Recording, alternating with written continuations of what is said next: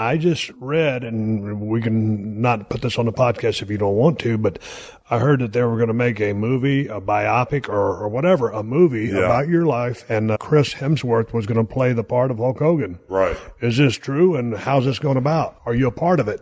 Yeah, I am a part of it. It was something that Eric Bischoff and I started working on about 6 or 7 years ago, and Eric approached me with it, and I said, let's give it a shot. He had a couple little writers that worked for Imagine Studios and Ron Howard that Eric sent down here. And I talked and told them the Hulk Hogan story, and they kind of wrote the script, and I gave it to WWE first, and they passed on it 5 or 6 years ago, 7 years ago.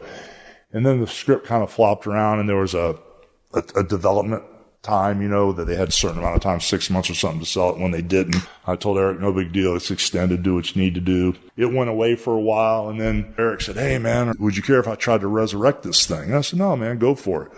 So all of a sudden, this Todd Phillips guy that does the Hangover movies and War Dogs and Wolf of Wall Street, he called me up. He goes, hey, man, I'm a big wrestling fan. I'd like to come down here and talk to you. So he flew down here, and we had a meeting at the Sanpro Hotel over here. And he goes, I really think this could be a huge movie. And Chris Hemsworth is a huge fan, and he's never played a real person before. He thinks he can win an Academy Award playing you. And I'm like, wait a minute, hold on. I've done No Holds Barred, a wrestling movie. I've done a bunch of low-budget movies. I saw The Wrestler with Mickey Rourke, and he did a great job, kind of close, but no cigar. And I know a couple guys that may be where he's at, but to win an Academy Award for a Hulk Hogan movie, I just thought of it. It's a goof wrestling movie. And when the Joker's coming out, Joaquin Phoenix, he's walking down the hall, the way they shot it, it looks like Jurassic Park with dinosaurs. And when I saw it, I went, oh my God, that's how big of a movie they want to make. I went ahead and signed the deal with them, and Todd Phillips is on board. The star, Chris Hemsworth, is on board. And most of the time you don't have that when you go to like Netflix or somewhere. And so they went to Netflix, and they've got the budget and everything like that already for the movie.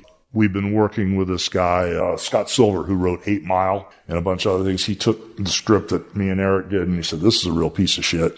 And he rewrote it. And that's what he's doing now. And so we got the budget, we got the main actor, we got some major characters that may play the heels, but they want to see the script first. But it's just getting it green lit. And we got high hopes because you usually don't go to a production company with a producer like that and the actor already on board without a script. So we're going to see what happens. That's the hardest thing in town is to get something green lit. But like you said, to roll in with the director and the main guy attached, that should pull some weight. Last but not least, where can people find you on social media? And is there anything else you'd like to plug? Do you have an upcoming appearance? Anything that you'd like to promote on a podcast, give the people some 411.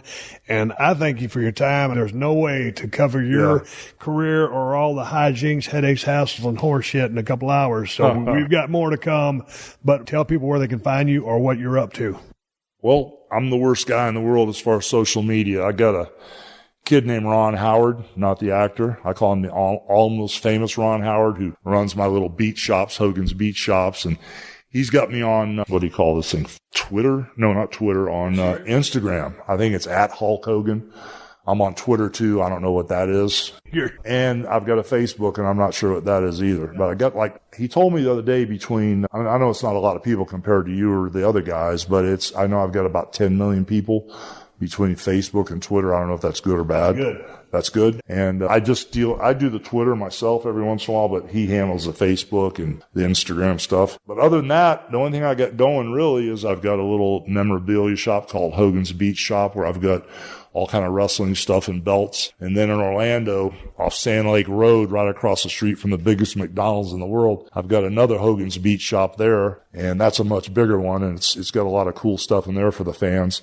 But I'm getting ready to open up a new bar and restaurant. This is going to be called Hogan's Hangout right on Clearwater Beach. But other than that, I'm just hanging out, man, and living life. And I'm the biggest wrestling fan in the world. I record and watch everything. And it was good spending a day with you. Thank you. Thank you, brother. Thank you for joining us for another classic episode of The Steve Austin Show. Please leave a rating and review on Apple Podcasts and tell your friends.